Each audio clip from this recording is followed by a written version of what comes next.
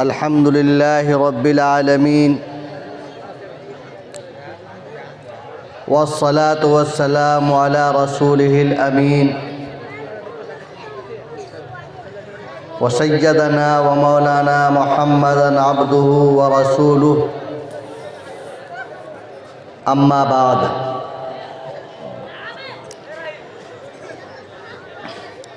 أعوذ بالله من الشيطان الرجيم بسم الله الرحمن الرحيم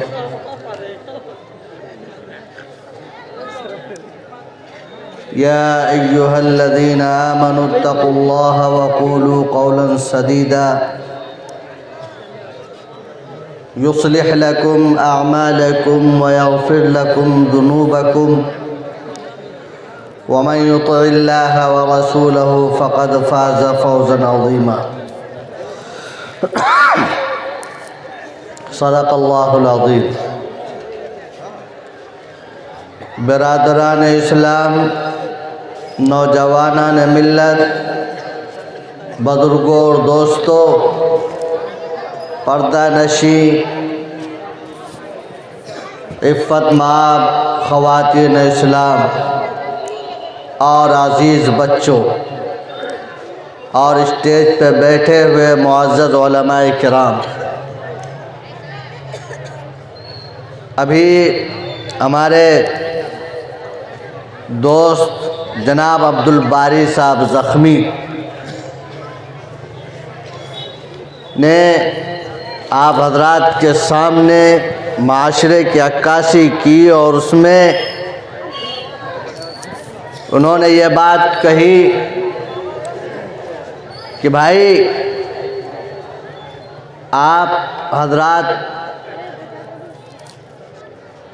سامنے والے کو جو بیچارہ اتنی عرق ریزی کے ساتھ آپ کو اشعار سنا رہا ہے تو آپ ان کو ہدیہ بھی دیجیے۔ اور میرا عنوان بھی میں یہی تلاش کر کے آیا تھا کہ آپ حضرات کے سامنے اسی عنوان پر گفتگو کروں گا، لیکن ہمارے ناظم جلسہ نے کہا کہ بارات، دین مہر، شادی بیاہ میں جو رسم و رواج ہے اس پر بات کریں، تو میں نے اسی عنوان سے خطبہ نکاح میں جو آیات پڑھی جاتی ہے ان میں ایک آیت یہ بھی ہے، یا ایھا الذین آمنوا اتقوا اللہ وقولوا قولا سدیدا یصلح لکم اعمالکم ویغفر لکم ذنوبکم ومن یطع اللہ ورسولہ فقد فاز فوزا عظیما۔ یہ آیت بھی خطبہ نکاح میں پڑھی جاتی ہے۔ پہلے تو نکاح کی تاریخ سے ہم اور آپ واقف ہو جائیں۔ بھائی دیکھو، سامنے کشکش مت کیجیے،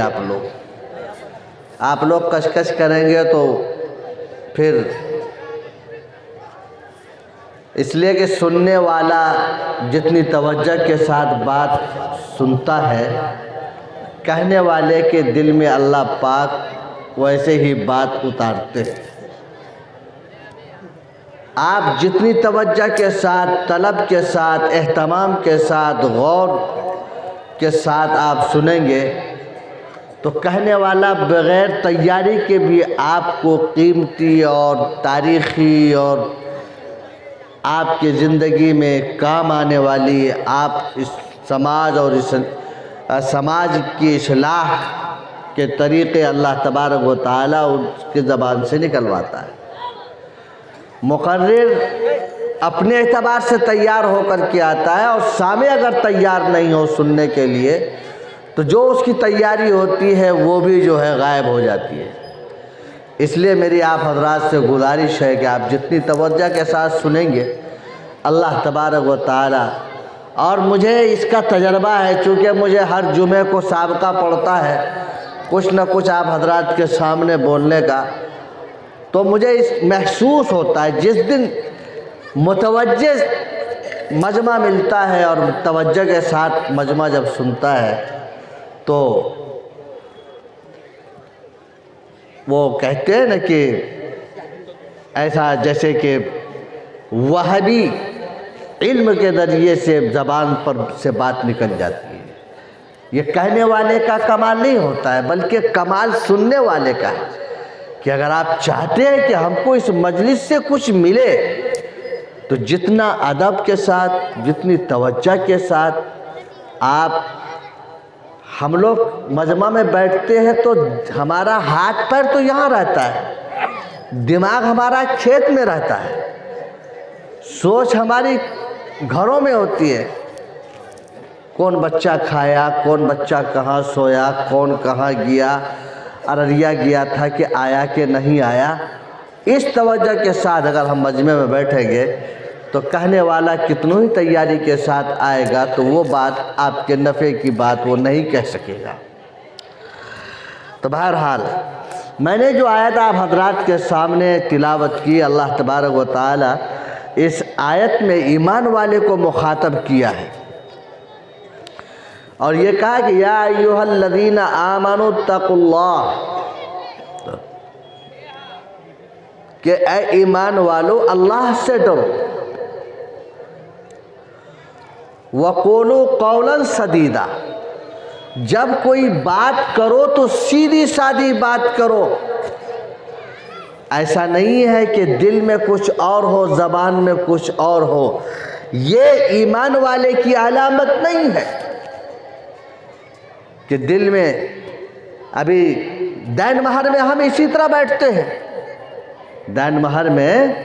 لڑکا والا اور لڑکی والا اور خصوصاً یہ جو کلہیا برادری ہے, یہ برادری جب نکاح میں جاتا ہے, لڑکا والا جب باراتی جاتا ہے تو لڑکا والا پہلے ہی یہ کہتا ہے کہ وہ اتنا کم مہر بولتا ہے کہ جو بولنے والا ہوتا ہے اس کو بھی گرا گزرتا ہے, لیکن کیا کرے گا, مجبوری ہے, بولتا ہے. کیوں بولتا ہے ایسا؟ کہ نیت صاف نہیں ہے. ہماری نیت صاف نہیں ہوتی ہے. ہم مہر اس لیے بولتے ہیں کہ خدا نہ خواستہ کبھی کوئی حادثہ ہو گیا. ابھی مولانا عبدالباری زخمی صاحب نے کہا کہ نشے کی حالت میں طلاق دے دیا تو آسانی سے کے ساتھ دین مہر ادا ہو جائے. اور نیت کا اثر کتنا پڑتا ہے کہ ہماری جو ازدواجی زندگیاں اور ہمارے بچوں کی جو ازدواجی زندگی کامیاب نہیں ہے. سماج اور معاشرے میں تقریباً 80% جوڑے پریشان ہیں. یا تو وہ ساس سسر کی وجہ سے پریشان ہے, یا لڑکا اپنے ساس سسر کی وجہ سے پریشان ہے, یا لڑکی اپنے ساس سسر کی وجہ سے پریشان ہے, یا پھر لڑکی اپنی شوہر کی وجہ سے پریشان ہے, یا شوہر اپنی بیوی کی وجہ سے پریشان ہے. لیکن پریشان ہے, اس کی وجہ یہی ہے کہ ہم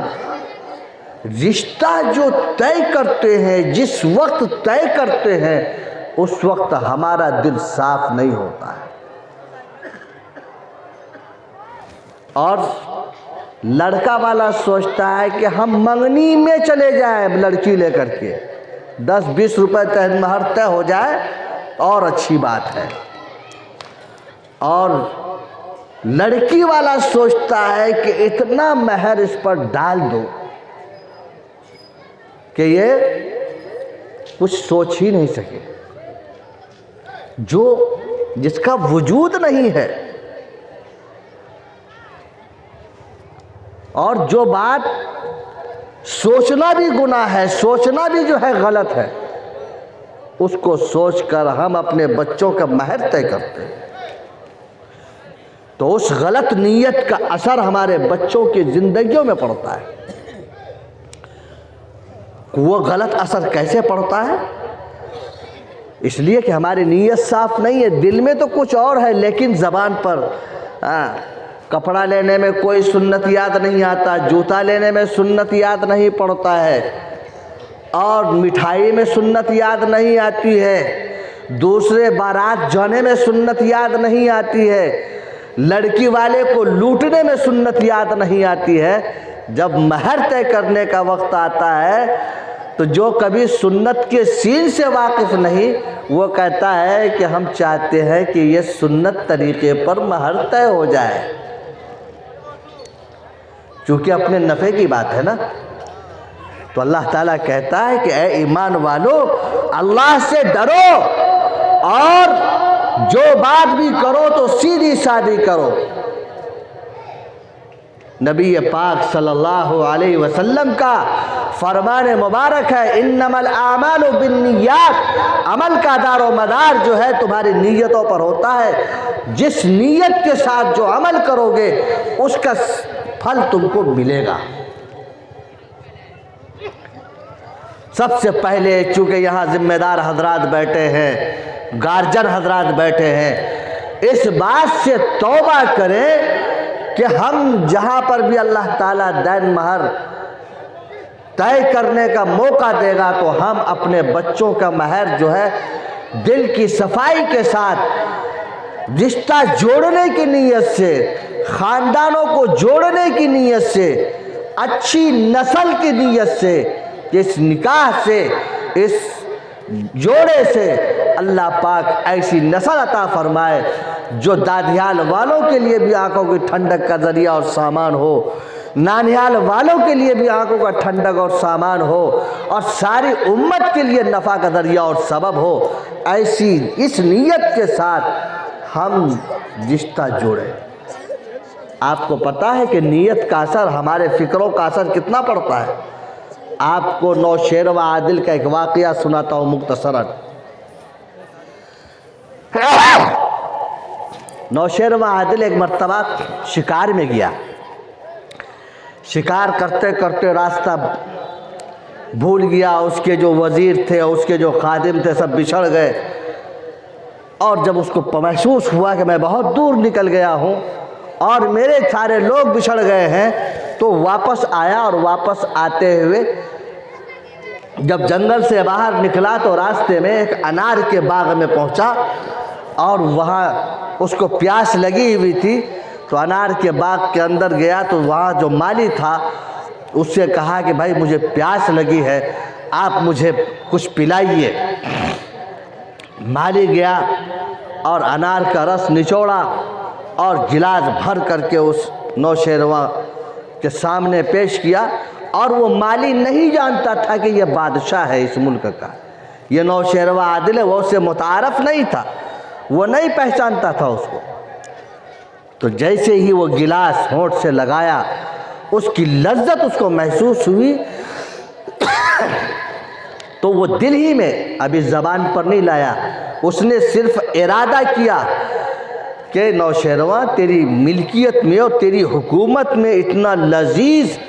انار کا باغ ہے، اور ایسا باغ ہے جس کے انار کا رس اتنا لذیذ ہے اور تجھے خبر تک بھی نہیں۔ اور اس نے یہ نیت کی کہ جب میں پہنچوں گا دلی، اپنے تخت پر پہنچوں گا تو وہاں جا کر کے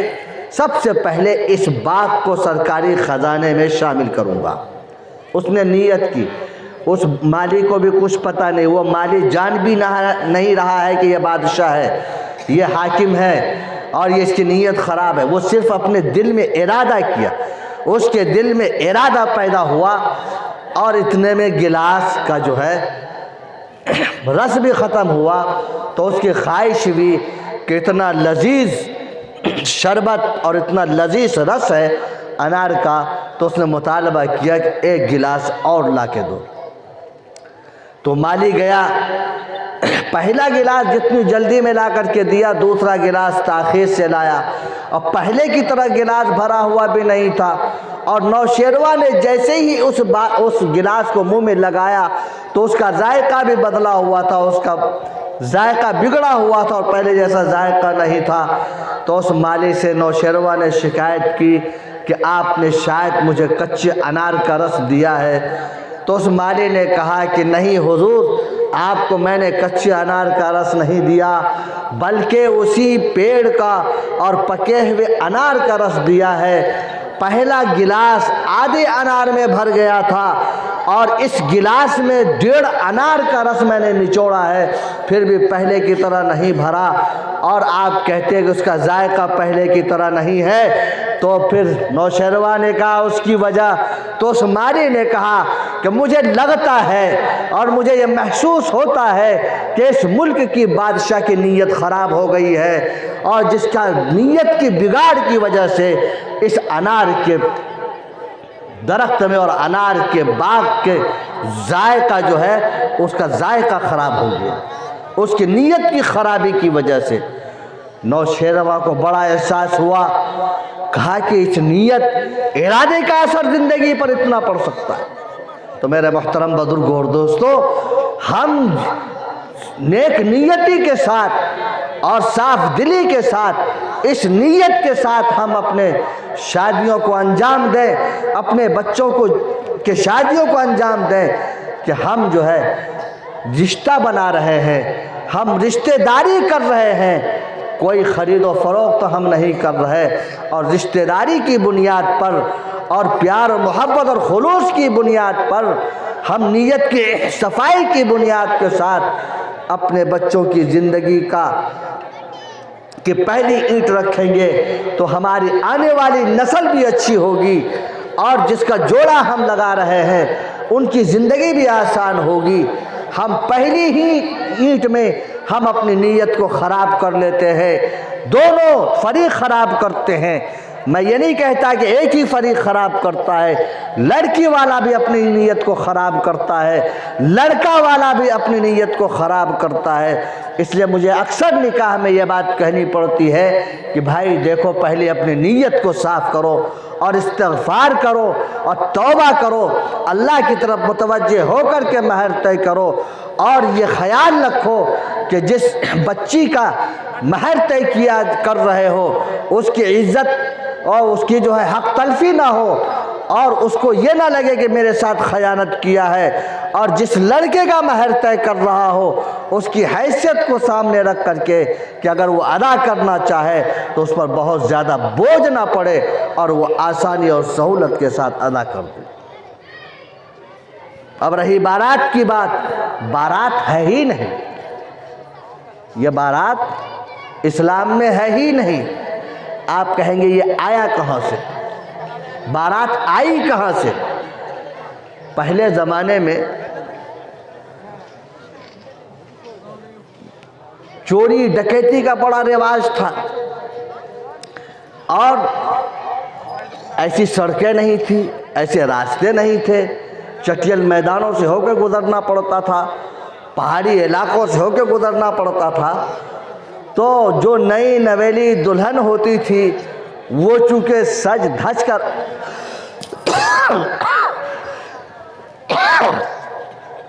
آتی تھی تو اس کی حفاظت کے لیے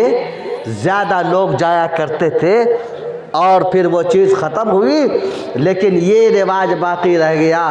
کہ 100 آدمی، 200 آدمی، 50 آدمی کا بارات جانا۔ اسلام میں بارات کا تصور ہے ہی نہیں، اور لڑکی والے کے یہاں کھانے کا بھی تصور نہیں ہے۔ ہم لوگ فرمائش کرتے ہیں نا، ہم 50 آدمی باراتی جائیں گے، اور جب کوئی آدمی بولتا ہے سمدھی ہم 50 آدمی آپ کے یہاں بارات آئیں گے، تو وہ بیچارہ سیدھے 75 کا انتظام کرتا ہے، اور جانے والا یہ بھی تصور نہیں کرتا کہ ہم نے اس سے 50 کا جو ہے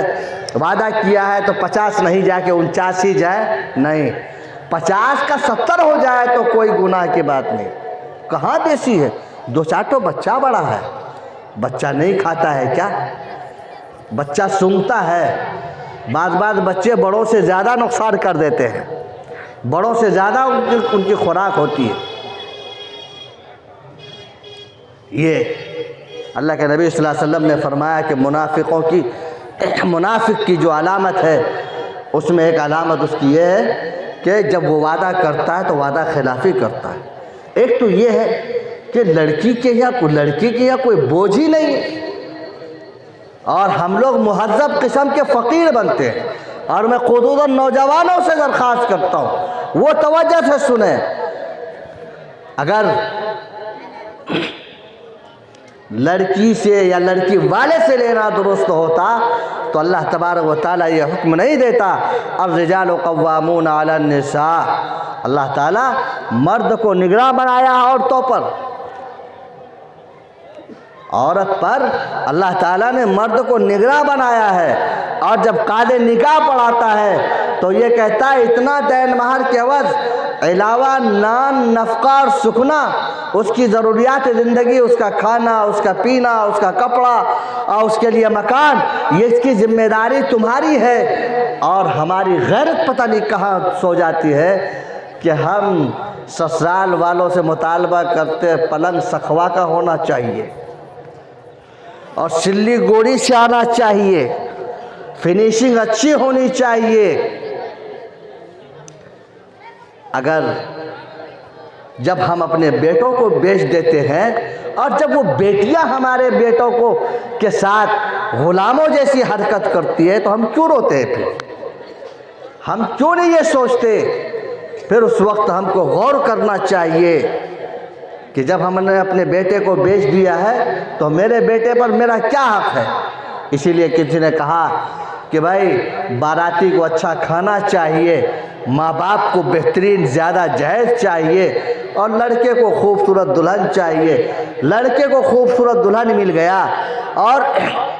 ماں باپ کو جہیز مل گیا، باراتی کو کھانا مل گیا، ساری ضرورت کی پوری ہو گئی۔ اب لڑکا لڑکی کا معاملہ ہے، اگر لڑکی جو ہے اپنے شوہر کے ساتھ غلام جیسا برتاؤ کرتا ہے تو اس کا حق ہے، میں سمجھتا ہوں اس کا حق ہے، اس لیے کہ ہم نے اپنے بیٹے کو بیچا ہے اس کے ساتھ۔ جو کوئی چیز میں یہ ٹوپی آپ کو بیچ دوں تو پھر اس ٹوپی کو آپ چاہے پھینک دیں یا اپنے سر پر پہنے، اس پر میرا کوئی حق ہوگا نہ۔ اگر آپ کو کہوں گا بھائی اتنی قیمتی ٹوپی کو آپ کہاں پھینک رہے ہیں، کہا امام صاحب آپ خاموش رہیے، آپ نے اس کی قیمت لے لی ہے، اب چاہے میں پھینک دوں کہ جلا دوں یا کاٹ دوں یا پھاڑ دوں، یہ ہماری مرضی ہے، میں نے خرید لیا، اس پر آپ کا کوئی حق نہیں۔ تو جب آپ نے اپنے بیٹے کو بیچ دیا ہے تو اس پر آپ کا حق کیوں؟ پھر آپ کیوں روتے ہیں اس بات سے کہ میرا بیٹا میری بات نہیں مانتا ہے، میرا بیٹا جب سے شادی کیا ہے تو غصے میں رہتا ہے اور کما کے مجھے نہیں دیتا ہے؟ اس کی وجہ ہم کو اپنی غلطی نظر نہیں آتی ہے کہ ہم نے اپنے بیٹے کو بیچا ہے۔ اور جب جو چیز بک جاتی ہے تو بیچنے والے کا اس پر کوئی حق نہیں۔ آپ کپڑا پہنے ہوئے ہیں، کرتا پہنے ہوئے، لنگی پہنے ہوئے ہیں، کسی دکاندار نے آپ کو کہا کہ آپ کی لنگی کیوں گندی ہے، آپ کی لنگی کیوں پھٹی ہوئی ہے، آپ کا کرتا کیوں چھوٹا سلا ہوا؟ آپ نے کپڑا خرید لیا، دکاندار بھی فارغ ہوا، آپ بھی دکاندار سے فارغ ہوئے، آپ نے پیسے دیا، دکاندار پیسہ لیا، آپ کپڑا لیے آ گئے، وہ آپ کی مرضی ہے، آپ چاہے چھوٹا سلائے، بڑا سلائے، ڈھول سلائے، ٹائٹ سلائے، وہ آپ کی مرضی ہے۔ تو میرے محترم بزرگوں اور دوستو، ہم غور کریں، ہم شریعت مطہرہ کے مطابق اپنی زندگی گزاریں۔ اور میرے محترم بزرگوں اور دوستو، ہم سمجھتے ہیں کہ گاڑی کے اس میں ہزاروں خرچ ہو جائے ہم کو کوئی پریشانی نہیں ہوتی ہے نا؟ بھائی یہاں سے کوئی اٹھائے نہ اپنی جگہ سے، سب اپنی جگہ بیٹھے رہے، کوئی بھی اپنی جگہ سے نہ ہلے، کوئی بھی اپنے جگہ سے مت ہلے، آپ لوگ اپنی جگہ بیٹھے رہیں۔ بیٹھو بیٹھو بھائی بیٹھو، ہلو، بھائی مجلس سے اٹھا نہ آپ لوگ۔ بارات کا کوئی تصور نہیں ہے، اور بارات کی تاریخ میں نے آپ کو تھوڑی سی سنا دی، اور لڑکی والے کے یہاں کھانے کی بھی اجازت نہیں ہے، اور پھر ہم یہ طے کرنے کا لڑکے والے ہاں ولیمہ ہے، آپ ولیمہ کیجئے اور خوب دھوم دھڑاکے سے کیجئے، آپ کو اللہ تعالیٰ نے جو وسعت دیا ہے اس کے اعتبار سے کیجئے، مختصر کیجئے یا لمبا کیجئے، وہ آپ کے بساط پر ہے، لیکن ولیمے کی اجازت ہے اور لڑکی والے کے یہاں جانے کی، مہمان لے کر کے جانے کی اجازت نہیں ہے شریعت میں، اس کا کوئی تصور نہیں ہے۔ اللہ تبارک و تعالیٰ کے جو احکام میں ہم لوگ اپنی طرف سے جو ملاوٹ کرتے ہیں، میرا محترم بزرگ و دوستو، یہ ہمارے لیے بالکل صحیح اور درست نہیں ہے، اور ہماری موت آتی ہے اس وقت جب قاضی کو قاضیانہ دینے کی ضرورت پیش آتی ہے، تو اس وقت ہمارے جیب سے 500 روپے نکلتے ہیں، 200 روپے نکلتے ہیں۔ میرا محترم بزرگ و دوستو، یہ بھی اللہ کی طرف سے شاید ہمارے علاقے کے لوگوں پر یہ عذاب ہے کہ اللہ کے نیک بندوں پر ان کا مال نہیں خرچ ہوتا۔ اللہ ہم سب کو عمل کی توفیق عطا فرمائے، آمین۔ وآخر دعوانا الحمدللہ۔